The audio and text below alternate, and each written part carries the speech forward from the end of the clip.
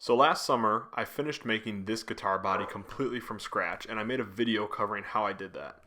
In this video, I'm going to show you all how I made the neck for this guitar project that I'm working on completely from scratch as well, using only these templates that I bought on Amazon for a Kramer / EVH 5150 style electric guitar. So the first thing I'm doing is tracing out the neck template onto my stock. The wood that I'm using is bird's eye maple. I'm going with this because this was the neck on the original Frankenstrat that Eddie Van Halen played. And being an Eddie Van Halen fan, I'm kind of basing a lot of this build off of his guitars now, as well as the old Frankenstrat. So I'm taking the blank over to the bandsaw and cutting outside of the line to get a very rough shape in. I'm going to sneak up on the final shape later on using a flush trim bit on the router. For right now, I'm just getting all of the excess wood removed.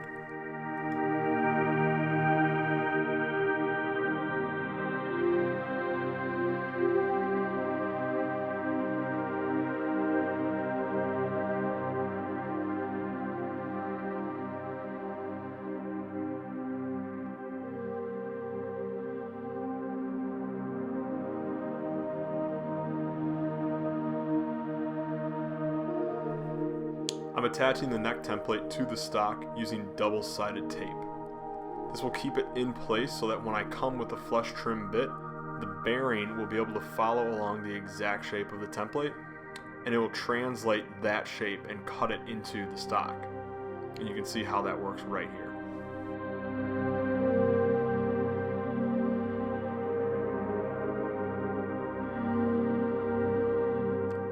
Once I make my pass completely around the neck, I switch out to a top bearing flush trim bit. So you can see in this shot that the bearing is at the top of the bit, and it looks at the cut that I already made, and it finishes it along the rest of the stock. I had to do it this way because my blank was very thick. At this point, I had a hang up along the build. I did a lot of research on whether or not I should try to cut a scarf joint, and I ended up going with no, and I'm sure I'm going to get a lot of backlash on that. But I didn't think I had the tools or the skill to make a proper scarf joint that would be strong and withhold the strength of the string tension as well as the Floyd Rose. So I ended up retaining all of the structural integrity of this piece of wood without making any unnecessary cuts. My hang-up was how to translate the shape of the neck onto the profile of this blank, being that I'd already cut out the shape. I did end up tracing the side profile onto it with the correct angle, and you can see how I'm cutting that out at the bandsaw here. And I'm sure this isn't exactly safe or the recommended way of doing this, but it is the way that I decided to go for it. So I guess we'll see how it works out later.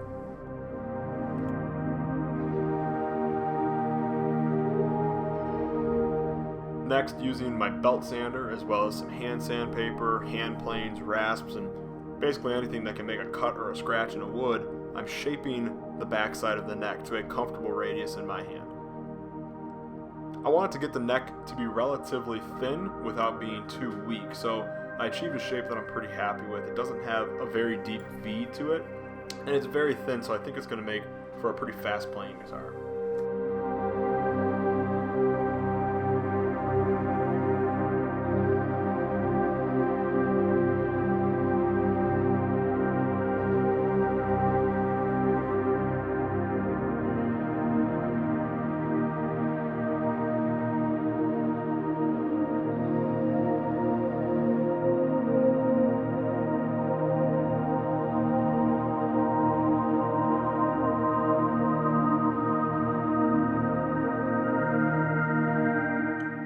Now I'm drilling out the holes for the machine heads in the headstock.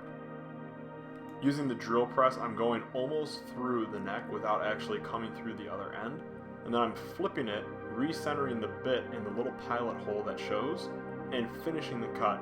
Doing this gives me a very smooth surface on both sides without chipping out.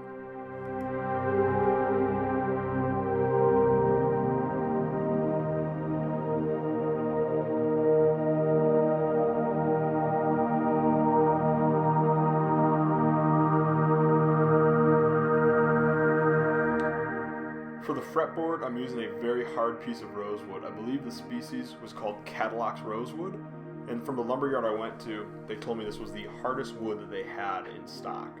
So I thought it'd be perfect for the fingerboard of this guitar. So I'm sticking on the fretboard template that came with the template set that I bought. Again, I got all of these on Amazon. And I'm cutting this out on my bandsaw just shy of that line, and I'm coming back to it later with the flush trim bit to sneak up on the final shape and size.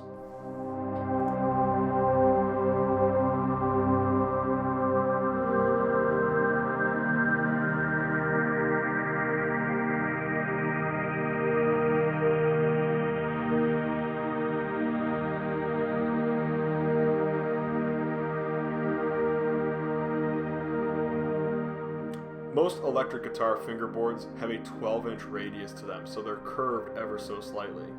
To achieve this, I got a 12-inch radius sanding block for relatively cheap on Amazon, and I'm using 180 grit sandpaper on this, as well as this fence jig that I rigged up. And the fingerboard sits on this sheet of plywood with double-side tape, and the block cuts the radius into the wood. This took a lot of elbow grease and took a very long time because the wood is so hard. But I did get the radius cut in the end.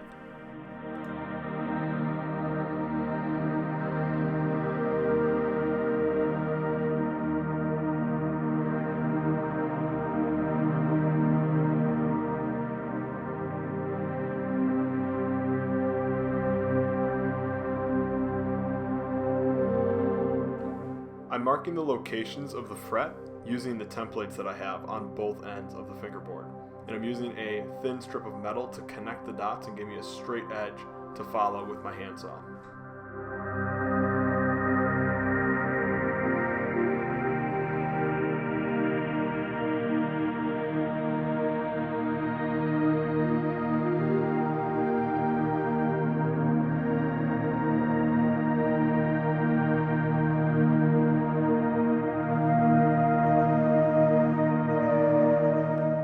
The fret cutting saw that I'm using is really nice. I got this from Stuart McDonald, and it has a depth stop on the side of the blade so that you can only cut as deep as the tang of your fret wire.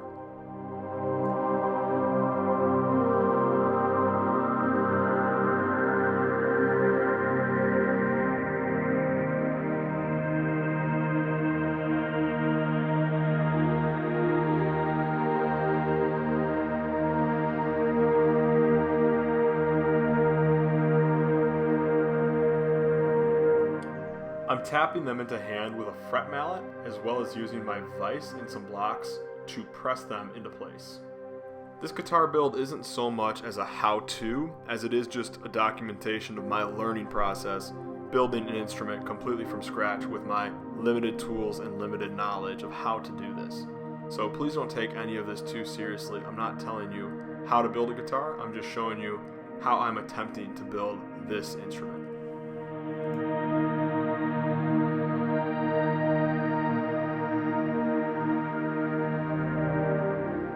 Now I could not figure out a good way to jig my router to make a straight channel in the neck for the truss rod to sit in.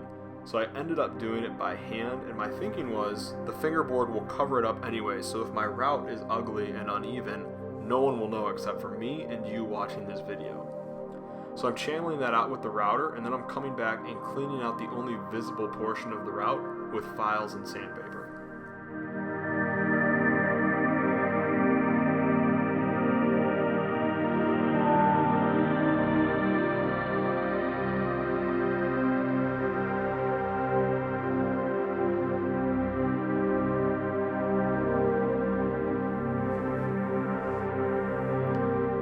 Here, I'm just checking the scale length and making sure my center fret is in the correct spot.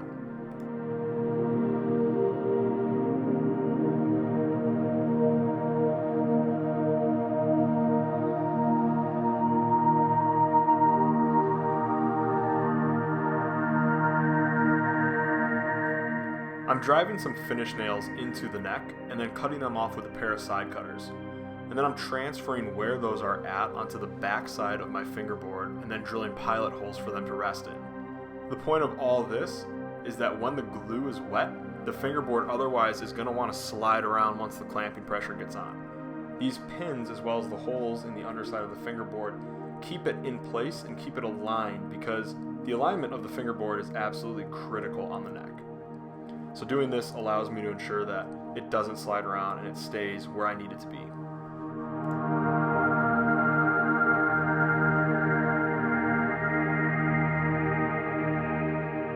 And this is where we're going to leave off the video for now.